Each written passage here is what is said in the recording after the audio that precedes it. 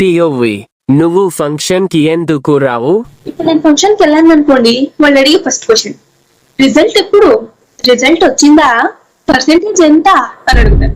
సరే నాకు వచ్చిన పర్సెంటేజ్ ఏదో చెప్తే, అవునా నా కూతురికి నీకంటే ఎక్కువ తెలుసా, 24 గంటలు చదువుతూనే ఉంటది, నువ్వు ఇంట్లో చదవా అని ఏదో బిల్డప్ ఒకటి. అందుకే నేను పోను. సరే ఇంకొంచెం ఏజ్ ఎక్కువైంది అనుకోండి, అడిగేది ఇంట్లో ఖాళీగానే ఉన్నావా లేకపోతే ఏదైనా జాబ్ చేస్తున్నావా అని అడుగుతాం. ఏదైనా ట్రై చేస్తున్నామని చెప్పడానికంటే ముందే నా కొడుకు అయితే సాఫ్ట్వేర్ కంపెనీలో జాబ్ వచ్చింది తెలుసా, ఎంత ఇష్టపడ్డాడో ఆ జాబ్ పట్టడానికి, వాడికి ఒక 50,000 శాలరీ వస్తుంది, నువ్వేం ట్రై చెయ్యవా, ఇంట్లోనే ఉంటావా అని అక్కడ ఒక్క బిల్డప్.